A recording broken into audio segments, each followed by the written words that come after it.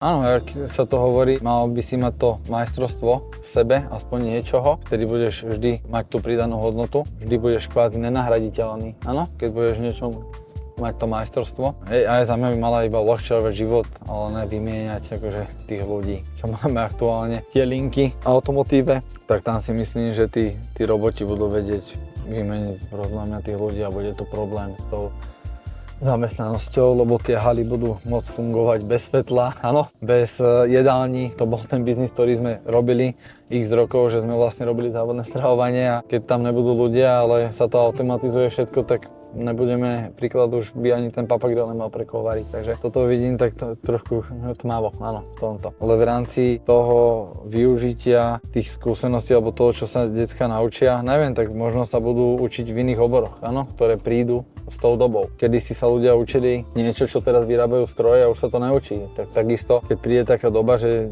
nahradia nejaké funkcie stroje alebo AI, tak už sa to decká nebudú učiť, ale budú sa učiť, ako ovládať tie stroje. Príklad, áno, tak to vnímam.